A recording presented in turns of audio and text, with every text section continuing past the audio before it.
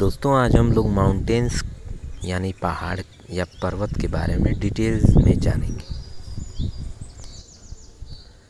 पर्वत या पहाड़ जिसे माउंटेन भी कहते हैं, पृथ्वी की भू सतह पर प्राकृतिक रूप से ऊंचा उठा भू आकृति होती है।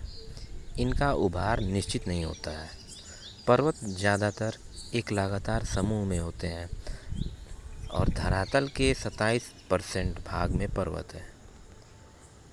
पृथ्वी के समतल से 600 मीटर अधिक ऊंचाई उठे हुए भाग को माउंटेन कहते हैं, लेकिन इसके लिए ज़रूरी है कि वो भू आकृति जहाँ पर आप खड़े हों वहाँ के समतल से उठा हुआ हो, क्योंकि विश्व के कई पठार ऐसे हैं जो कि समुद्र तल से काफ़ी ऊंचे हैं किंतु पर्वत नहीं है।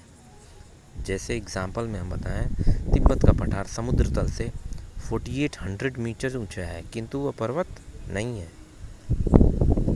अब बात करते हैं कैसा होता है पर्वत का निर्माण। How mountains are formed. भिन्न भिन्न पर्वत का निर्माण अलग अलग तरीके से होता है। मतलब पर्वत भी कई तरीके के होते हैं और इनके बनने की प्रक्रिया भी बहुत ही अलग होती है।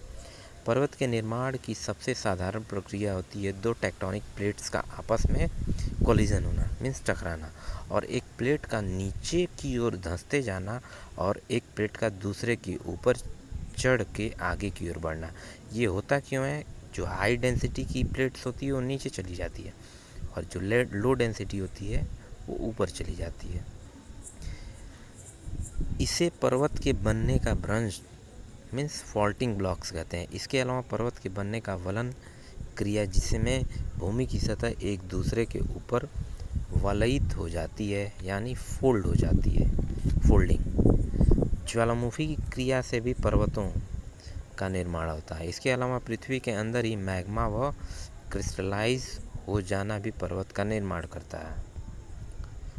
अब समझेंगे हम पर्वतों के प्रकार मीन्स माउंटेन्स के टाइप्स। ज्वालामुखी पर्वत पहला है।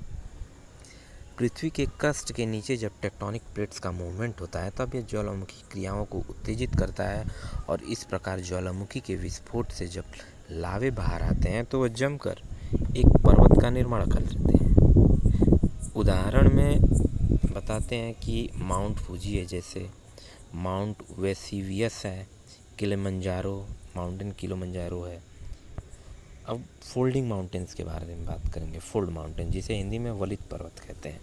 जब धरती के अंदर टेक्टोनिक प्लेट्स एक दूसरे से टकराते हैं तब एक प्लेट दूसरी प्लेट के ऊपर एक लेयर की तरह बना लेता है और इस तरह कई लेयर जब एक के ऊपर एक भू आकृति बना लेते हैं तो यह पर्वत का निर्माण करते हैं। जैसे एग्जाम्पल में बाल्कन और हिमालय। अब हम समझेंगे ब्लॉक माउंटेन्स। ब्लॉक माउंटेन्स क्या होती हैं? ब्लॉक पर्वत जब चट्टान में स्थित भ्रंश के कारण मध्य भाग नीचे धंस जाता है और आसपास के भू आकृतियाँ ऊंचे उठ जाते हैं तो वे ब्लॉक पर्वत का निर्माण करते हैं। बीच में धंसे भाग को रिफ्ट घाटी कहते हैं। इन पर्वतों के शीर्ष समतल और किनारे 3 भ्रंश कगारों से सीमित होते हैं। एग्जाम्पल में black forest Germany, salt range Pakistan में है। अवशिष्ट पर्वत जिसे हिंदी में रेसिडुअल माउंटेन्स कहते हैं।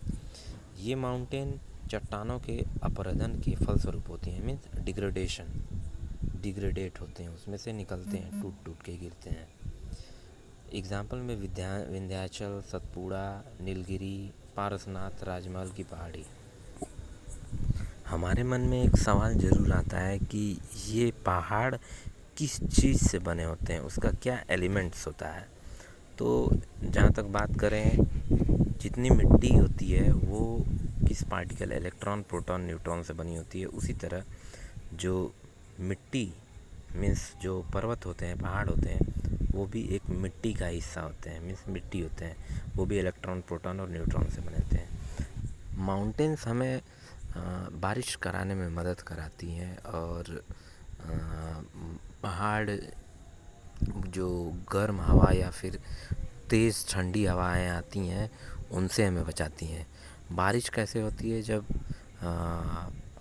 मानसूनी हवाएं आती हैं और पर्वतों से टकराती हैं, पहाड़ों से टकराती हैं और उसी साइड बारिश होकर आती हैं। अब यहाँ पर एक एग्ज़ाम्पल ले लेते हैं। जो अरावली पहाड़ है, वो जो साउथ वेस्ट मानसून होता है वो आता है तो इसके ये पैरेलल पड़ती हैं, जिससे कि ये टकरा नहीं पाता और बारिश वहाँ पे नहीं हो पाती। इसीलिए ज़्यादातर राजस्थान में सूखा पड़ता है, रेगिस्तान है। मानसूनी हवाएं ईस्टर्न घाट, वेस्टर्न घाट और हिमालय से टकरा के बारिश कराती हैं।